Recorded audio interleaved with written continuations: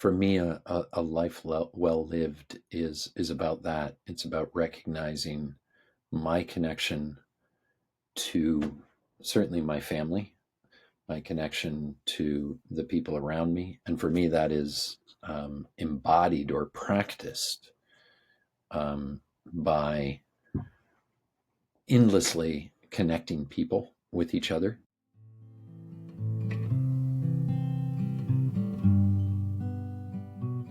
Hello, everyone. Welcome to the Reflections on Living Well podcast, where we explore perspectives on the good life in the 21st century. I am your host, Broderick. I hope you enjoy this conversation.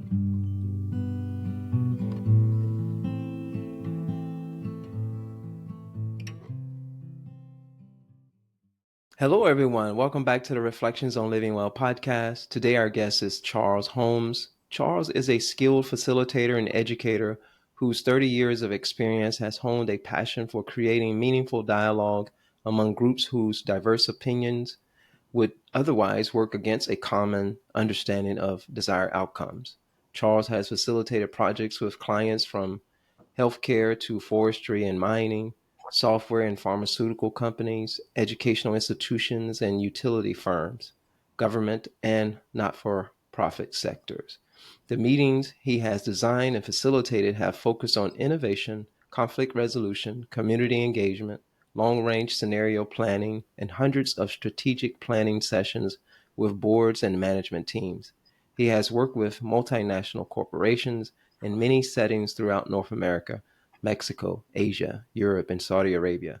Charles is also a co-founder of the Academy for Systems Change, a collection of global thought leaders committed to advancing the capacity for awareness-based systems change worldwide, and are deeply involved in developing living examples of biological, social, spiritual, and economic well-being. Hi, Charles. How are you today? Hey, Broderick, I'm doing well. Great That's to be here. great. Wow, I'm great. I'm happy that you're here. You have quite an experience there, and facilitating conversations. What we're going to have today, but and we have something in common there with this interest in well-being, and that's what this podcast is all about. Is exploring perspectives on ultimately what well-being is, and that intersects with, of course, ethical concerns, moral concerns, and so I'm excited to hear what you have to say about that and have this playful conversation. I know I just read that bio. I still like for guests to introduce themselves because that's a little different than what you were put in a bio. Yeah. Um, well, it's interesting because I've been working a lot with First Nations communities here in British Columbia, the province where I'm located, obviously on the west coast of Canada.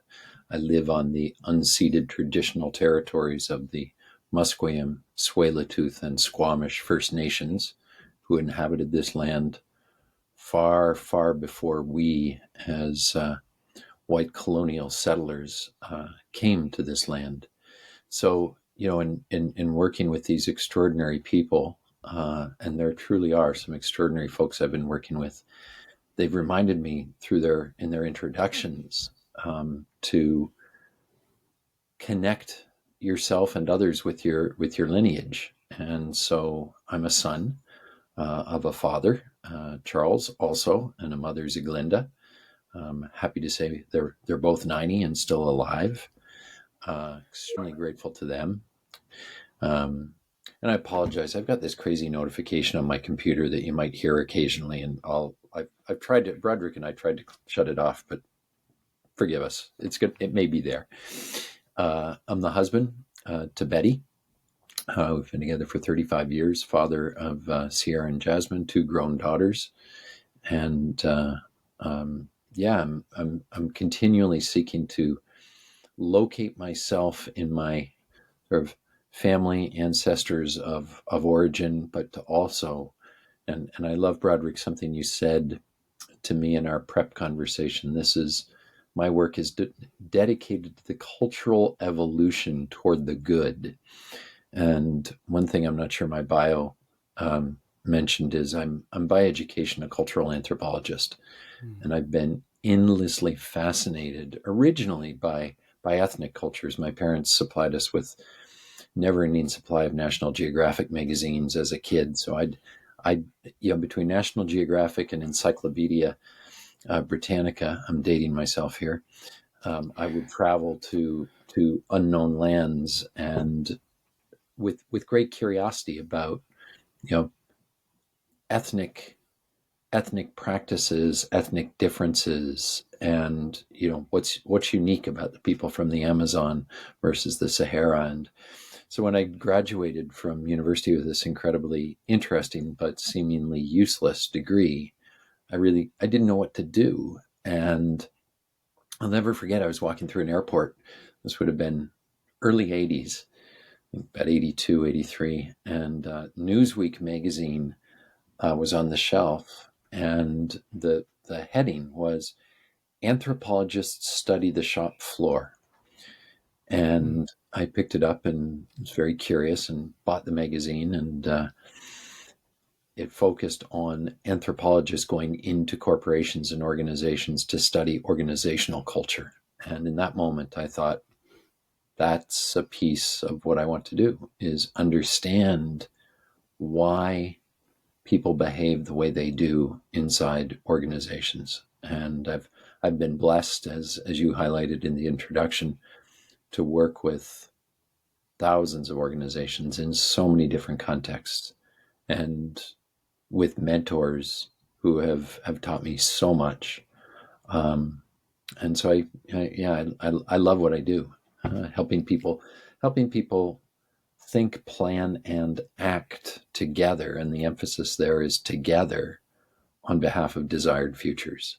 So, your comment, that you are about cultural evolution toward the good, I really like that. And in moments like this, week after the election there in your country, south of us, I realize it can be challenging to stay connected to what is the common good and how is our culture evolving in this just seemingly crazy, turbulent, uncertain time that, again, you, and I think it's not limited, obviously, to the US, but in other parts of the world are experiencing. So, sorry, that was more than I intended to say in response to your question about adding to the introduction. Yeah. I love that. I love the just free flowing spontaneity of your response. That's what that's what this is all about. Again, that's what I love so much about podcasting. It's not so scripted. I love that introduction of introducing your parents and those who come before you, and building that bridge, that connection to those who we're on their backs, their shoulders. Yeah. Regardless of what they did, we're still on their shoulders in some capacity, and sometimes we can forget that. Yeah, and Broderick, just build on that. One of my dear mentors was a woman named Donna Markova, and Donna's written many books, but her book of poems called "I Will Not Die: An Unlived Life" is beautiful. And she shared a guided meditation that, in fact, I'll be using it with the corporate group next week. I've used it many times, and it's an invitation to reflect on your ancestors, your parents, your grandparents, great grandparents, as far back as you can go, and to imagine what their hopes, dreams, and aspirations might have been Mm. for you. That's part one of the meditation. Part two of the meditation is who are the people that stand beside you, making it possible, for example, for you to do this podcast right Yeah. now, that make it possible for you to live the life that you do. And then, as you so beautifully said, the future generations, who are the people who's from whom we are in fact borrowing the Yeah. future. And I'm actually working on a project with a dear colleague from Amsterdam right now called Togetherness, borrowing the future from our children and their children and their children's children. And again, the indigenous mindset of 7 generations, I think, is so powerful and so difficult for us to get our heads around, because I think for many, and again, you shared this in our introductory conversation, that selfish, self-centered drive that we feel exists now amongst so many is so short term. Um, Yeah. and to think, to even say generation, 7 generations, it's just so foreign to so many people, I think. And it's very hard for me to think about it, because it's like, okay, you know, let's think about the next week. Well, maybe the next year. What about the next 10 years, the next 100 years, the next 200 years? Yeah, absolutely, absolutely. Yeah, not only are we interconnected and intertwined in the present, we're interconnected, intertwined across time, past to future, past, present to future. And thank you. That's beautifully said there. So I'm going to interject there, and we didn't plan this, but I did plan to bring a book and Mm, poems into what we do, and your words just now of our interconnectedness or interconnected nature. I want to read, if it's okay with you. I want to read this, absolutely. because it speaks to some of your curiosity in these podcasts that you're doing with some extraordinary people, and I feel honored to be part of this group of great folks. Um, your question about the good life, and what you just said about connectedness. So Richard Wagamasi was an Ojibwe author, extraordinary writer, and this is a book of meditations that he wrote. From our very first breath, we are in relationship. With that indrawn draft of air, we become joined to everything that ever was, is, and ever will be. When we exhale, we forge that relationship by virtue of the art of living. Our breath commingles with all breath, and we are a part of everything. That's the simple fact of things. We are born into a state of relationship, and our ceremonies, our rituals, our meetings, maybe even our podcasts, are guides to lead us deeper into that relationship with all things. Big lesson: relationships never end, they just change. In believing that lies the freedom to carry compassion, empathy, love, kindness, and respect into and through whatever changes. We are made more by that practice. Mm. Thank you for sharing that, Charles. That's just beautiful. Um, yeah, that's beautiful. I think we're going to jump into. I think I would suspect, just from this introduction that we've done here, that that's going to be a common theme in the rest of this conversation. This relatedness, the importance of this relatedness. So I'll ask you now, and then we'll see how that comes back into the conversation from here. So, what does living well mean to you? What is a life well lived? Well, I think you're absolutely right, Broderick, in saying that our conversation is going to, come back to this piece of interrelatedness, interconnectedness, connection. Um, for me, a life well lived is about that. It's about recognizing my connection to certainly my family, my connection to the people around me, and for me, that is embodied or practiced by endlessly connecting people with each other. Um, so far today, I've connected 8 people who would likely never otherwise have met, between whom I really believe there are intersections of possibility that will, I refer to it as magic, that will Mm, emerge.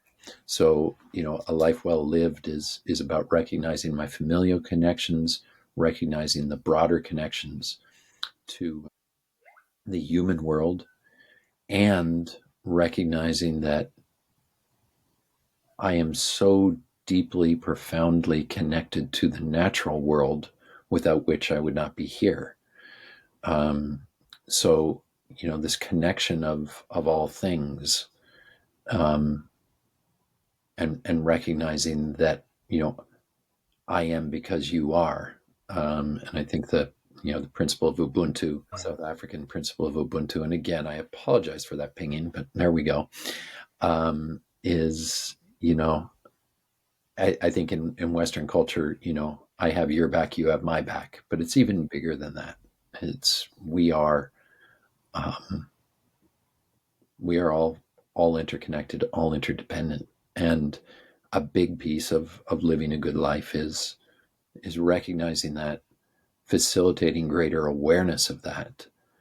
Um, one of the I'd say seminal, crucible, formative events of my life happened in 2006 when I had the pleasure and honor of designing a gathering for business and NGO leaders with His Holiness the Dalai Lama. And we called the event Connecting for Change. And keep in mind, this was in 2000. The idea was emerging in 2005, and the dialogue happened in 2006, and it was based on the belief that we have such extraordinary polarization happening in the world, and in particular between the corporate and the non-corporate sectors. We need to bring them together to connect. And so the idea of connecting for change and putting people in intentional conversations to learn with and from each other, to reinforce a recognition of our shared humanity and the things that we care about, that we are so much more the same than we are different, regardless Mhm. of who we vote for, regardless, and I think a life well lived, again, is about recognizing our similarities versus our differences. And that can be really, I was going to use the F bomb there, really hard, you know, when you are presented with someone whom on the surface appears to have such different perspectives, such different views, so diametrically opposed to my own, and the tendency to then stereotype, label, polarize. Um, Now I'm getting into the antithesis of a good life or a life well lived. So Mhm. Yeah, I feel you, Charles. Thank you for that. I think, yeah, that recognition of our commonality, that's a practice. That's something that we have to do something about. We have to clear away anything that inhibits us from realizing this interconnectedness, this commonality that we all share. And I think that's we can do that from a purely materialistic perspective. We can look at the exchange of goods and services and see the interconnectedness of all of those different things across the globe. That we can definitely do that. We can definitely do that in our small town and see how we're all interdependent and we need each other. But I think this harkens to something even deeper, and that's spiritual. That's There's something we all arise out of the same source. We all arise out of the same stuff of the universe. I like to use the word divine, whatever one wants to use. But that divine connotes something, or it suggests something beautiful, good. It suggests something that is rooted in love itself. And to live a good life, I'm with you. To a meaningful life, or to live a life well, I think it behooves us to connect into our common theme, our commonality. And that requires a certain level of recognition. It's almost like you have to clean the mirror of mhm. all of the material so you can see that reflection of each other in So ourselves. can I just riff a little off Yeah, of please. That's what it's about. because I love it. You started your reflection on what I said with the word practice and practices, and what are the practices. And as you were talking, I wrote down three, and I just want to comment on those, and then I want to comment on your use of the word the divine, because I think there's something I really want to share there. I think the practice of cleaning off that, I refer to as obfuscations to Yeah. the spirit. Yeah. Um, the I think the two greatest obfuscations or blockage to connecting to the divine, the spirit, to God, whatever language you want to use, are resentment and fear.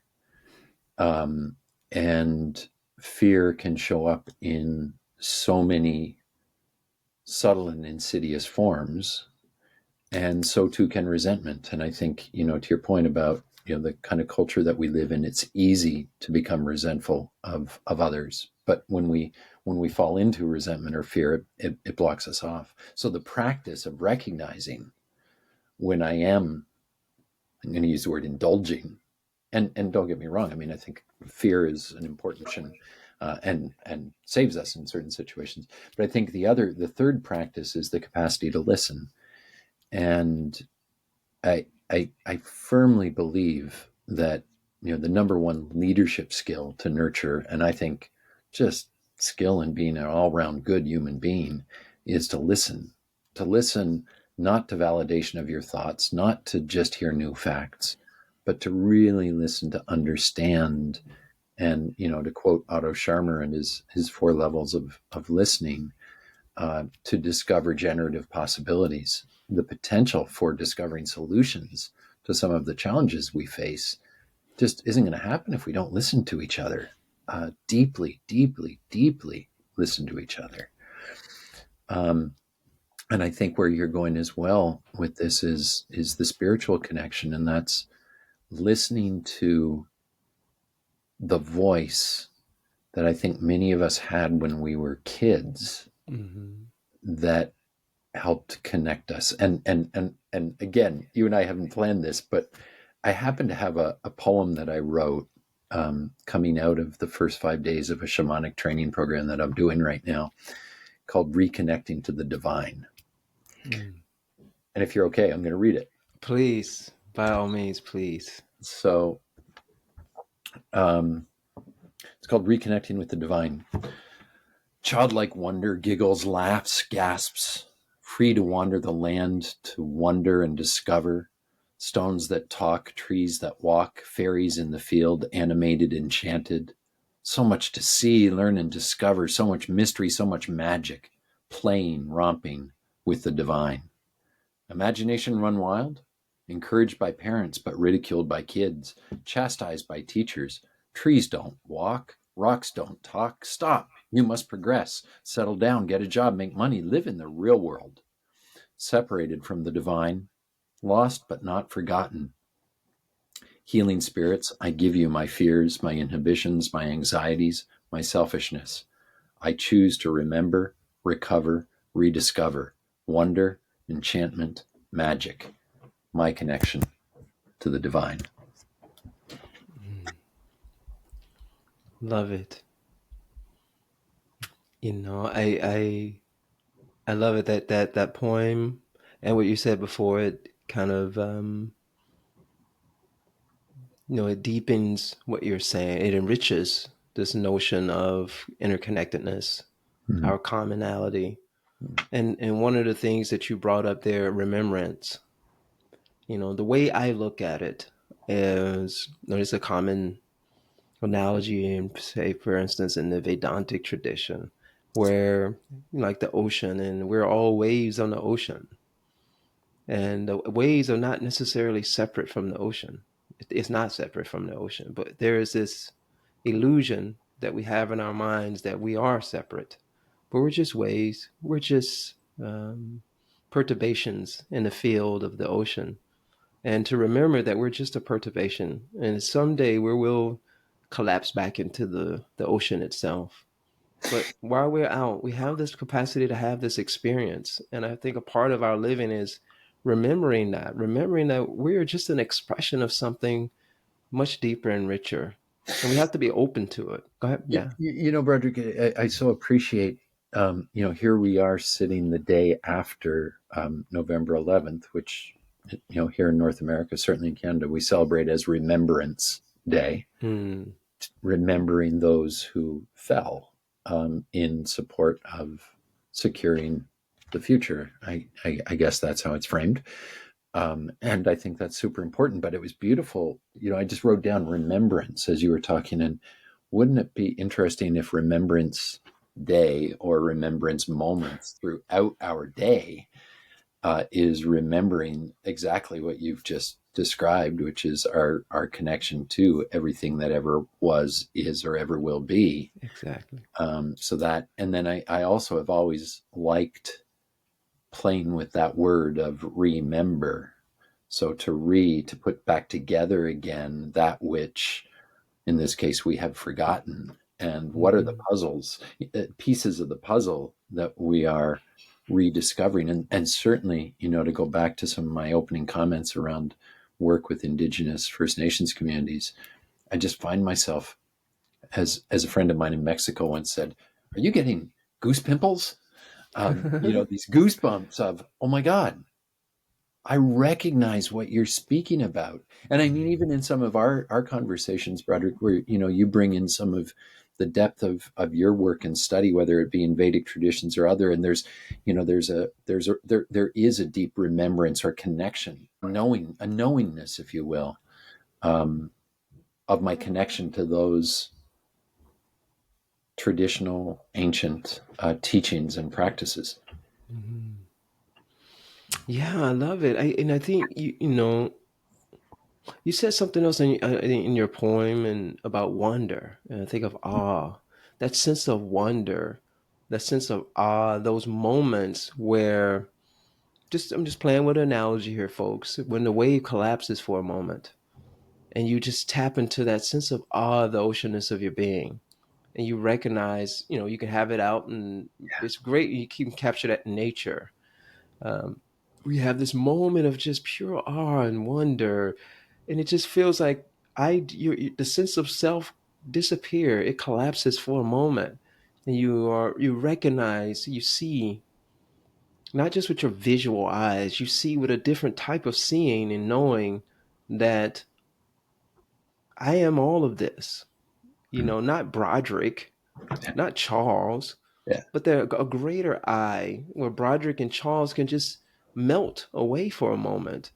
And I think those moments of awe and wonder, that can be a practice in and of itself. How do I create practices, experiences of wonder to help me dip down into the nature of being itself and interconnectedness itself? At that space, there's no interconnectedness. It just is. It's just what all of us collapse down into just pure being itself, being and becoming itself. And a word that I like to use, and you made me think about this in this conversation already, is love.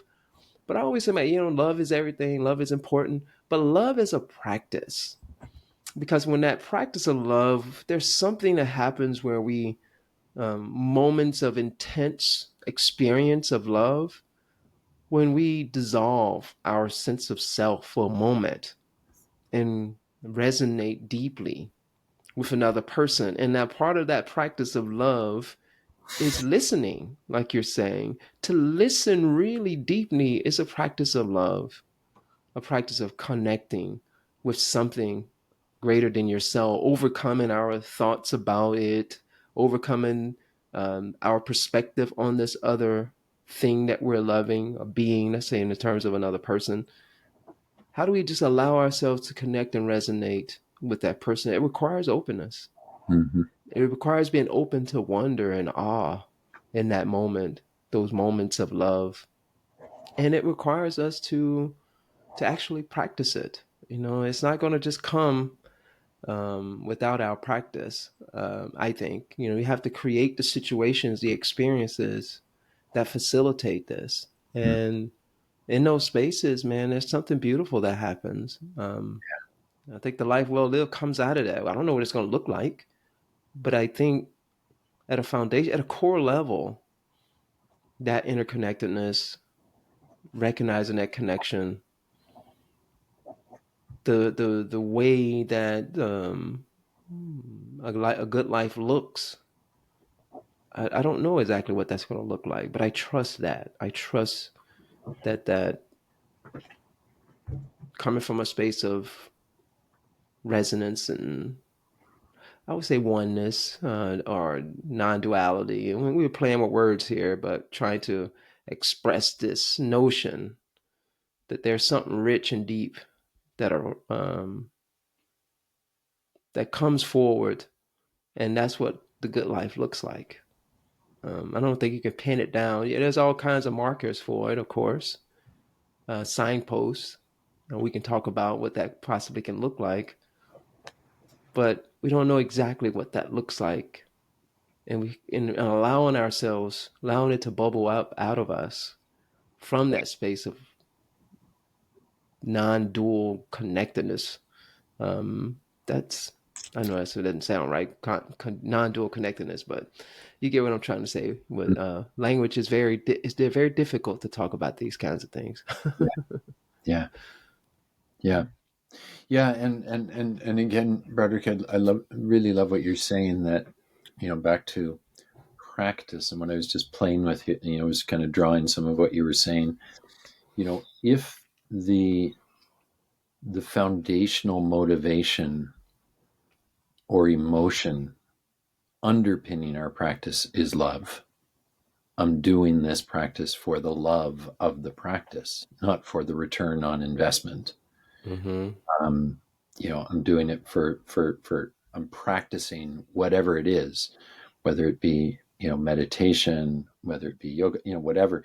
And even, going for a walk, it's those practices that evoke that sense of wonder and awe. If again, you're coming from a place of Yeah. love. The other thing you spoke to is loss of self. you know what happens when I enter into a conversation with another, and it's just, this is no longer about me, it's not Yeah. about my ideas, it's not about an agenda to get anywhere. We get lost in the exchange of meaning, which the other thing I wrote down as you were speaking is dialogue. True dialogue is the exchange of meaning. And maybe taking it a step further, it's the exchange of meaning in the context of love. That I Mm-hmm. love this topic, this exploration, this intention enough to lean into it, absent fear, absent resentment, absent ego, with genuine pure curiosity. So, Mm-hmm. Mm-hmm.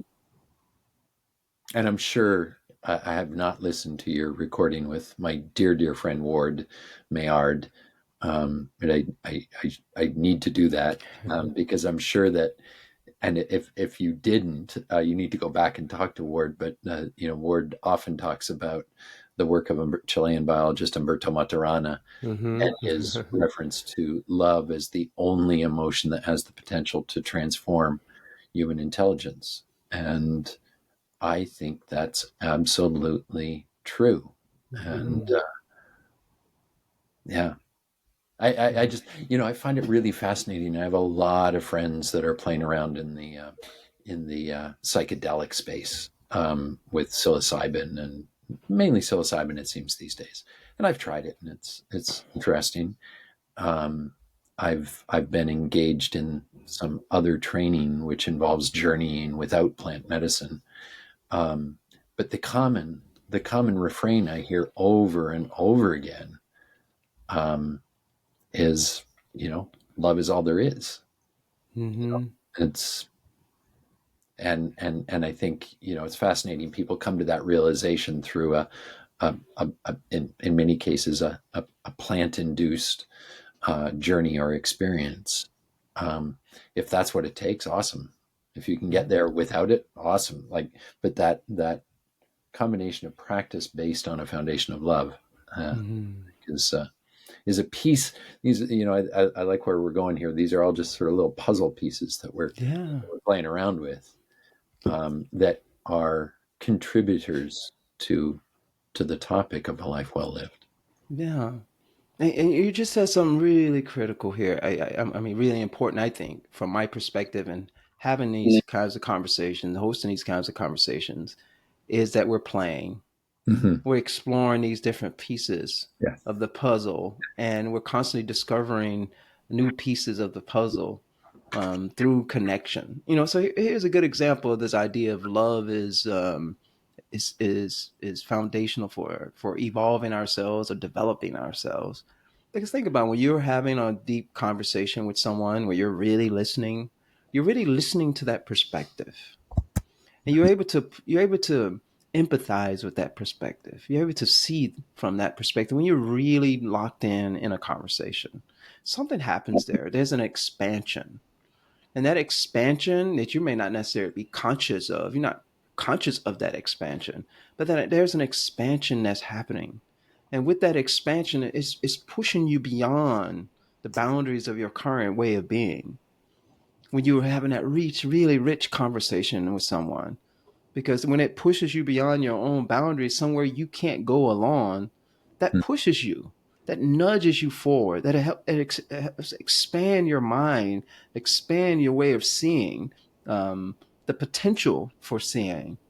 And when we take advantage of those experiences, that's the pathway to development. That's the pathway of growing and expanding ourselves.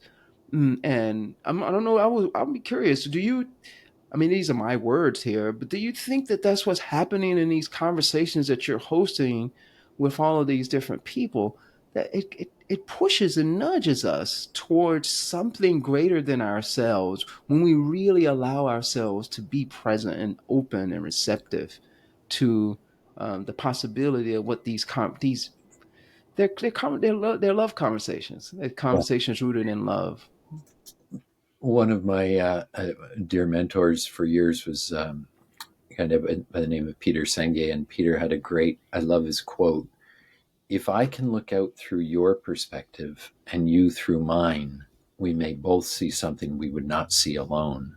Yeah. So this ability to see things, and when we hosted the gathering with the Dalai Lama, someone asked him the question about how he thinks about leadership, and I'll never forget his response. It was, really good leaders take off their shoes.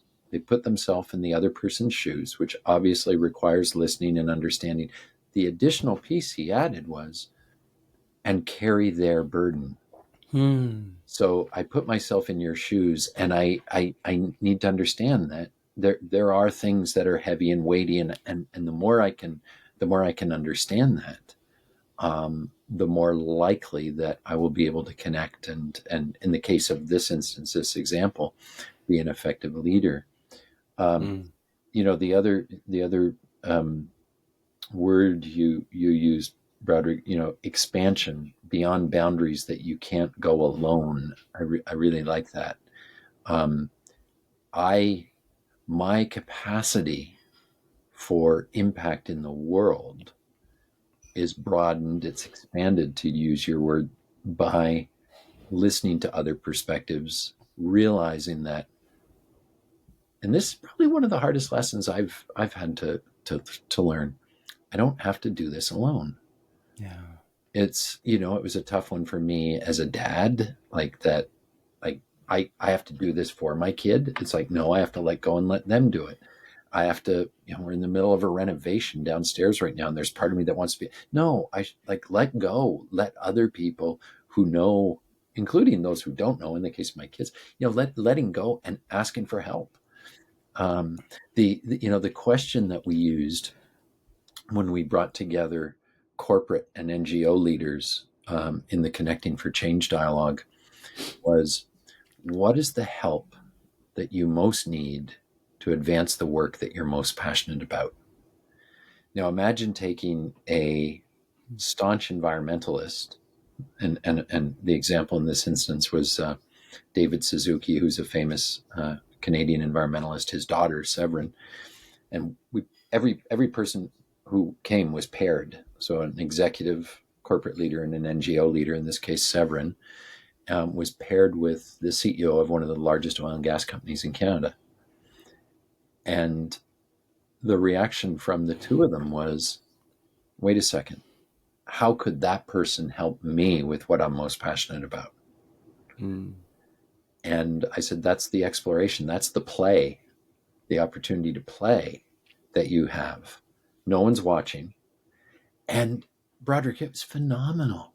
I mean, there were Hmm. 60 corporate leaders and 60 NGO leaders, and the discoveries, not all of them, some of them didn't weren't up to discovering, what the other needed and how they might help them. but many of them did, and many of them became really good friends. And so the expansion of possibilities Mm-hmm. through suspending my judgment, through being fully present, through staying curious, through listening deeply, um, was awesome. It's awesome. Yeah. And I think it's such a beautiful way to enhance the a life well lived for all beings. Like Mm-hmm. you can enhance human flourishing through conversation. Yeah, technology and all those things are important, but where is it? Where is the technology coming from? I think if we have more conversations, if we have deeper, richer conversations, let's let the technology arise out of those common conversations where we have a common interest. And the interest is not just mine, me. I'm going to build technology so I can acquire a certain amount of power, be it financially or be it socially or be it that I've increased my status in terms of the social status associated with entrepreneurship and building technology versus like let's have a deep rich conversation and explore together and see where we can go from here. I think that's a much more let me be careful with my words here. I think it's a much more enriching um, way to bring about new technologies is through finding out that common source, the common themes that we all share. I just think and if you really think about it, I'm like, yeah, it just makes sense. It makes sense that that would produce technologies that would be of benefit to all. Yeah, yeah. I love where this is going. I think I'm a little tender based from the like you said, the election that just took place here, and I think that interest that I have in cultural evolution towards the good, kind of a smack in the face that I feel like folks, we tend to make choices rooted in our self interest and not necessarily interested in the greater good. Yeah. Um, and I think a reason for that is just that lack of communicating with each other, that lack of seeing the divine in each other and seeing that we have responsibility for each other. You can't force that on people. Mm-hmm. That has to arise out of what we've been talking about in a deep listening and openness to each other and not seeing each other as this other distinction from myself and seeing that, yeah, we are relative distinctions. But beyond that relative distinction, there's a sameness. And that I just don't. It's really the only way we can get that is through conversation, Yeah. through talking with each other, through listening to each other. It doesn't mean we're going to agree on everything. That's okay. But the important thing is to listen deeply. Okay, I have something in common with you. How can we do this together? But Mm-hmm. if I just like, no, this is my own self interest. This is what's important to me. I'm going to make a choice based on my own self interest. I can't see myself intertwined with those people. Mm-hmm. And I think that that's the part that disturbed me most. It's not the candidate, it's not the president elect, but it's the population of people in this nation that apparently thinks that certain types of decisive behavior is good, particularly and when it's in service of my own individual interest. Um, and I think that doesn't lead to a life well lived. I don't think so. But who am I? I'm just a little small person here, exploring with these ideas. But um, yeah, so I'm enjoying this. I mean, it's good to hear your explorations on the importance of deep listening and Yeah. recognition Yeah. of something greater between us that happens through conversation. Yeah. The word that just came to mind as I listened to you is discovery. Mm. It's that exploration, discovery process, and it's difficult to discover new horizons if you're rooted in sort of the constraints or limits of what you think is right or wrong. Mm-hmm. Yeah. And I think that distinction, Broderick, that you made as well, and I often make this when I teach people how to facilitate. I'll put on a flip chart, understanding versus agreement. Mm-hmm. And I'll ask people, is there a difference? And they'll say, of course. And then I'll say, have you ever had agreement without understanding? And people will look puzzled and I'll say, well, how many of you are married? And I'll ask it again, how many of you have had agreement without understanding? And of course, we push for agreements, to let's get moving. And then we discover later, wow, that's not what I understood we'd agreed to. Mm-hmm. Or to your point, to confuse the listening process as one in which the goal is first to understand. Whether we agree or not is secondary. I Mm-hmm. really, really understand you. And if we really understand each other, we're in a far better place to either agree to disagree or see the intersections of similarity that are worthy of further exploration. Mm-hmm. Beautiful. Mm-hmm. Yeah, I like that. Ooh, I like that because yeah, you open up that door, that thing for further exploration. Yeah. That's the beauty in this is that with that understanding, we are opening ourselves to further explore, and that's how we make a beautiful world. Mm-hmm. The world becomes more beautiful when we collectively Mm-hmm. explore together. Yeah. And that requires that deep listening, like you're saying, and trying to understand, at least trying to understand. Not necessarily you're not going to necessarily fully understand everything. I like the analogy. I'll use this as an analogy based on what you said in the beginning when you were a kid and you had exposure to the National Geographics and it kind of opened and expanded your mind. It's very similar because when you're reading something, particularly about the world, somewhere that you can't visit physically, but it's almost like you're putting yourself in the shoes of the author who wrote that, and Yeah. you're seeing the world from an expanded place. You're trying to understand what this person is saying. You're interested in what is happening there. That feeds into you. It expands your awareness. It opens you up to greater possibilities. Yeah. Imagine we were doing that with each other Yeah. in conversation, in a dynamic conversation of exploration. There's this expansion that happens and it opens us up to greater possibilities. And here's this thing, what it did to you. It sparked this realization of something inside yourself, this interest that you have about cultures and about differences and how it works. I think, what if we did that with each other? What if we open ourselves up to that possibility? There's something wonderful that happens Yeah. when we do that. And we don't know what trajectory that's going to take us on. And without that, who's to say what you would end up doing without exploring and looking at the world through the lenses of the National Geographic, for instance? I know it's not the perfect analogy, but I'm trying to make a point here Well, and of Broderick, it's seeing. interesting. I don't know a ton about it.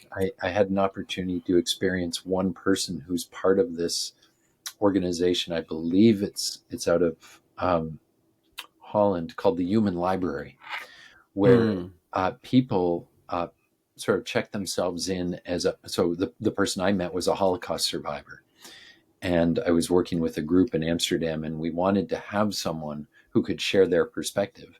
But you could just as well take out a transgender person because you really want to learn about them, or you want to have a conversation with somebody who has acknowledged that they've suffered um, horrific disease or whatever. So this human library is an opportunity to invite people into a conversation on a topic that they've expressed a desire to share their experience around, which is kind of I think it's a really cool concept.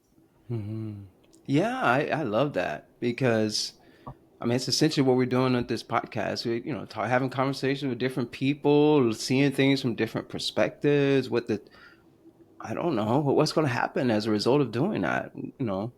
But that requires that deep listening, though. And I always tell folks, I'm like, I go through these podcasts, and my views have expanded Mm, based on these conversations. And another thing I do, because I do all the editing stuff right now, and I go back and I listen to it again, and I learn so much more mm, from that perspective. And I think that's no, I don't get everyone's. You can't get everybody's whole story in an hour. But what it does when we're talking about this kind of thing, and that's why I chose to focus the conversation on exploring about what's potentially good. Um, it helps me think about it. It helps me reflect on it. hmm That's an interesting way of wording that. That's an interesting way of phrasing that and pointing to that. And that, oh, I didn't include that in my. I didn't have that little angle, that little nuance in my perspective. Let me reflect on that now. I didn't think about that. I didn't think that was that important. Let me reconsider. That's important for people, as an example. And I think those types of things help us expand our awareness of about what's possible, yeah, and we get to see what others think, and say, okay, I live in a world with others. Can I be sensitive to our differences in perspective and open to listening to those different perspectives so that we can flourish together, so we can, you know I'm going to get enhanced by someone else, and someone else is going to get enhanced by me. And yeah, I think that if we recognize that, man, this yeah, selfish thing, it don't make any sense to me. This, like, me, it's just crazy making. I mean, I get why we've gotten here as a species. I get, through cultural evolution, we can think about times when an individual didn't have hardly any rights. They had to do whatever the institution said or the family said without really discovering their own inner gifts and talents. So I get that.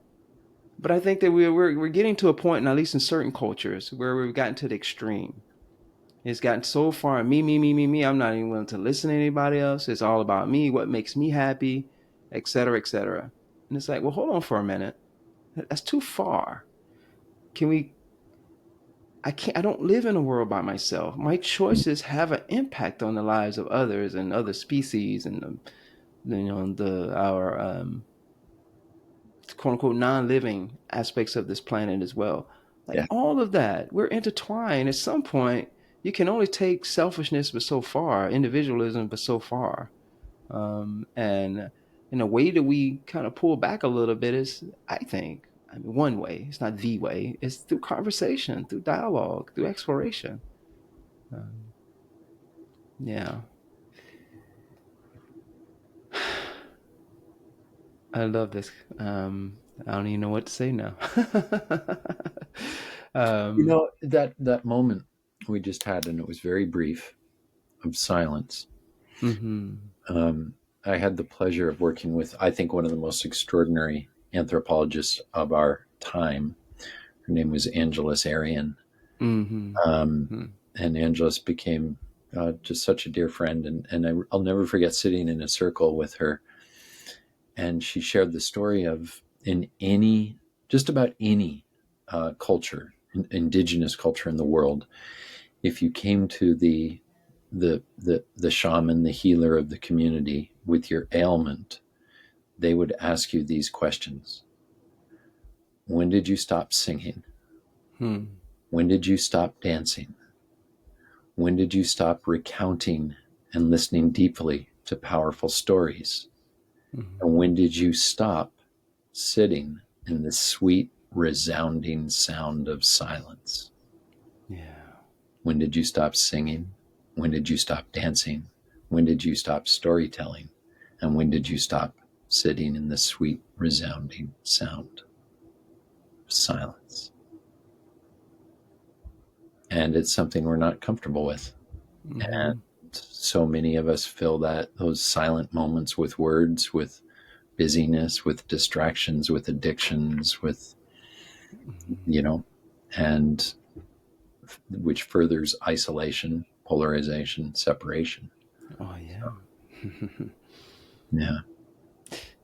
I know we're getting closer to the end here. I want to ask this question. I know we've given a lot of play here with communication and connecting and listening to each other. And I mentioned something earlier about the various signposts. So, what does what are some of those signposts? What are some of the attributes of a good life when we are engaged in deep listening and really communicating with each other and connected with each other? What does it look like? You kind of mentioned some of them there. I'm just curious to see what you got to say now.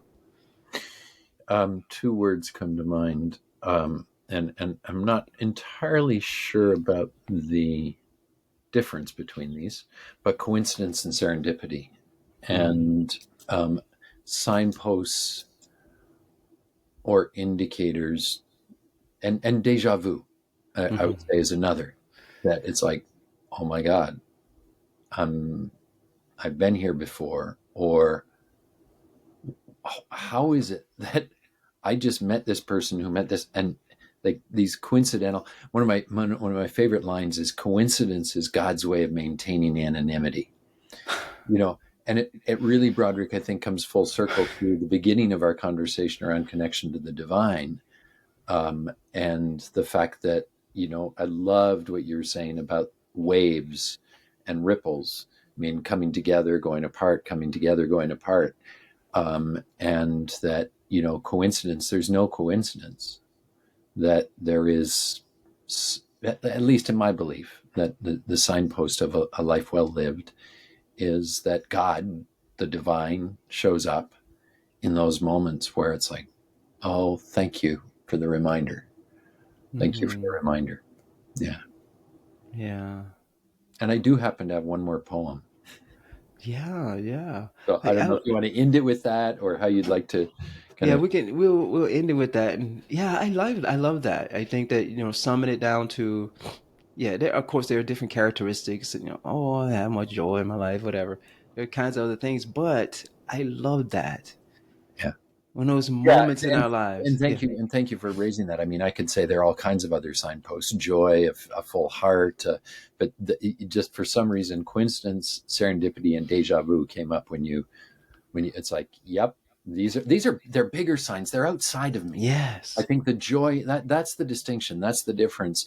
That the signposts of the internal state are one thing, but it's the external. It's like, oh my God, there's how's this possible? How's this Mhm. possible that I'm running into this person here now? That old movie Sliding Doors. If I'd been 5 seconds later, I wouldn't have run into them. And if I Mhm. hadn't run into them, I wouldn't have had the conversation that led to, and I could track that. I could track that to how you and I are here having Yeah. this conversation, because I happened to talk to Ward at a certain time, and what was it behind that? And all the coincidences, air quotes, that led to this moment. Yeah. Yeah. I love it. I think you're right. I mean, I think I needed this conversation again. This is the first podcast I've done post election here. And I've just been very reflective and thinking about, community and the responsibility we have for each other. And I've really enjoyed the play again of this conversation. And that, I mean, we didn't plan it, like you said, just that emphasis of connection and deep listening and recognizing. So and again, I just pulled up, because one of the things I do, Broderick, to help me stay present and listen when I'm with groups, is I do spoken word poetry. Like I'll just write, and the poem I'm gonna share, perhaps close with, is came from a gathering. It was a gathering called Ancestors for Our Future, March 2022, and the title of the poem is called "Listening to Heart Connecting." That's beautiful. The heart used to tell the mind what to do. The mind listened and followed the beat of the heart. Yet now, so often, fear gives birth to intellectual response, a profound reduction in the seeds of knowing that are in the body, in our heart. The body, direct connection to the divine, yet so often no longer in the foreground. Disruptive times confronting me with the truth of trust, what it means to trust life, others, my journey, my heart. Feeling the contrast, the bardo, the deep pain, finding liberation in light beyond everyday existence, moving forward toward a different frequency, holding the suffering, yet not stuck in it. Intentions drawn from the cellular level of the body in touch with all that is. Ancient beings of the now, understanding where we are in the continuum. Be here now, breathe this air together. Human-centric, no longer working. Experience the earth. That is what it will take. Called to let go, coming aware of blind spots and of tensions, seeing things I had previously not, yet still often hijacked by enthusiasm, saying yes to that which may not be my work. Listen to my heart. Transmission of knowing and how we connect, new generations eager to learn, starving for wisdom. Spiritual work can appear intellectual. Ask and listen. What are the practices that reconnect me to my heart and to the land?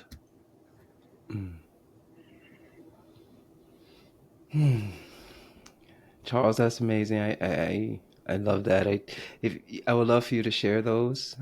I can put them in the show notes. Yeah, happy to. And yeah, we're. I mean, are there any final words other than that you would like to share before we sign off here? Just a huge thank you to you. And I shouldn't use the word just, that diminishes it.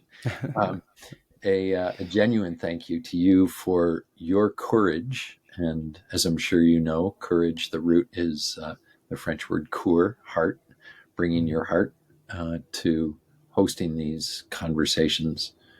I thank you for it. And I'm just grateful to have been able to riff with you. Yeah. Thank you so much. It's been fun for me as well, again, to riff, to play. And listeners, I hope that you've gained as much as I have from this conversation. And I hope you're encouraged to go out and have playful conversations and explore Mhm. and listen deeply. I know we said that 100 times in this episode, but it's so important. Thank you so much, Charles, and looking forward to communicating with you more. My pleasure. Thanks, Broderick. Appreciate it.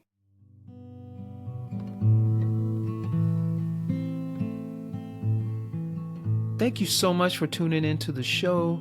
I hope this conversation has inspired you to reflect on your own views of the good life.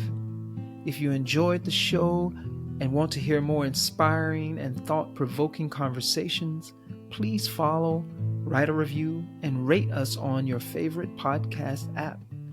If you are tuning in on YouTube, please hit that like button and subscribe. Your support is very much appreciated.